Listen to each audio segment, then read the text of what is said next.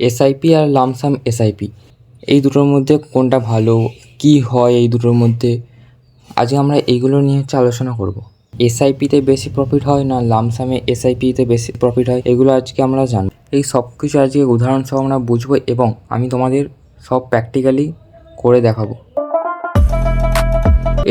এসআইপির full form হচ্ছে systematic investment plan. মানে এর নাম থেকেই আমরা বুঝতে পারছি সিস্টেমেটিক কথার অর্থ হলো অটোমেটিক। মানে আমরা কোনো মাসের একটা ফিক্সড ডেট সিলেক্ট করব, ধরে নেওয়া যাক 1 তারিখ, আমাকে প্রতি মাসের 1 তারিখে ইনভেস্ট করতে হবে। লামসাম কথার অর্থ হলো একসাথে। এই দুটোর কনসেপ্ট আরও ভালো করে ক্লিয়ার করার জন্য আমরা একটা এক্সাম্পল দেখে নেব। একজন হচ্ছে রাম আর একজন হচ্ছে শ্যাম।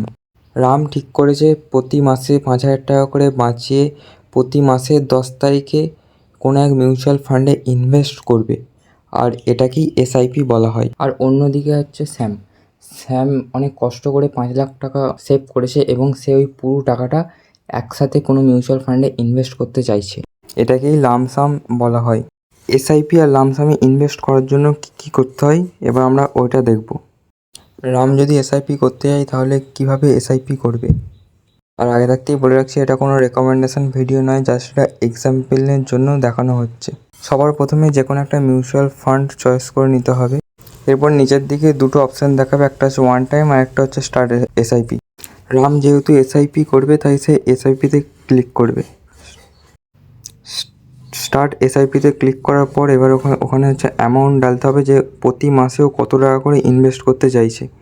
আর রাম যেহেতু প্রতি মাসে 5,000 টাকা করে ইনভেস্ট করবে তাই 5,000 ক্লিক করবে। নেক্সট কত তারিখে ওর টাকাটা মানে দিতে চাইছে ওই তারিখটা ডেটটা সিলেক্ট করতে হবে।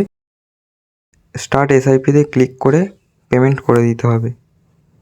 এবার যদি আমরা শ্যামকে দেখি তাহলে শ্যাম তার 5 লাখ টাকা একবারে ইনভেস্ট করতে চাইছে, তার জন্য শ্যামকে হচ্ছে ওয়ান টাইম ইনভেস্টমেন্টে ক্লিক করতে হবে। তারপর সে কত টাকা ইনভেস্ট করতে চাইছে সেই অ্যামাউন্টটা ওখানে লিখতে হবে। শ্যাম যেহেতু 5 লাখ টাকা ইনভেস্ট করছে তাই এখানে 5 লাখ টাকা লিখতে হবে। এবার আমরা দেখব এসআইপি বেস্ট না লামসাম বেস্ট। এই সব কিছু ভালো করে বোঝার জন্য আমরা একটা গ্রো অ্যাপের ক্যালকুলেটর খুলে নেব। সবার প্রথমে আমরা এসআইপিটা দেখব। এসআইপি দেখার জন্য আমরা ওপরে অ্যামাউন্টটা লিখে দেবো, তার নিচে হচ্ছে কত পার্সেন্ট রিটার্ন দেয় ওটা লেখা হবে। 14%-এর বেশি রিটার্ন দেয় তাও আমরা 14% ধরেই তোমাদের এক্সাম্পল দেখাচ্ছি। আর কত বছরের জন্য আমরা ওটা করছি ওই ইয়ারটা দিতে হবে। এবার দেখব লামসামে ঠিক কতটা পরিমাণ রিটার্ন দেওয়া হয়। ঠিক আমরা একই রকমভাবে ক্যালকুলেটর খুলে নেব। আর শ্যাম যেহেতু 15 লাখ টাকা তার একবারে ইনভেস্ট করতে চাইছে তাই 15 লাখ টাকা একবারে লিখবো। আর রিটার্ন পার্সেন্টেজ আমরা একই রাখবো। আর হচ্ছে ইয়ারলি মানে কত বছরের জন্য সে করতে চাইছে ওটাকেও সেম রাখা হবে। এবার আমরা দেখব এসআইপিতে বেশি প্রফিট দেয় না লামসামে বেশি প্রফিট দেয় এবং কোনটা করলে ভালো হয়। এসআইপিতে আমরা দেখতে পাচ্ছি 25 বছরের জন্য যদি পার মান্থ 5,000 টাকা করে ইনভেস্ট করা হয় 14% রিটার্ন সহ, তাহলে আমাদের মানে টোটাল ইনভেস্টমেন্ট ভ্যালু হচ্ছে 15 লাখ টাকা।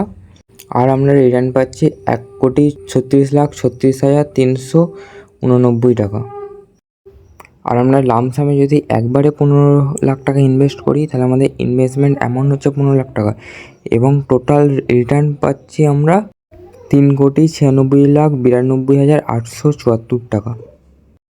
আর এখানে আমরা দেখতে পেলাম এসআইপির থেকে লামসাম ইনভেস্টমেন্টে বেশি প্রফিট পাওয়া যায়। কিন্তু তুমি যদি কোনো একটা জায়গায় জব করো বা কাজ করো তাহলে তোমার জন্য এসআইপি ভালো, কারণ কি তুমি পার মান্থ কিছুটা করে টাকা ইনভেস্ট করতে পারছো।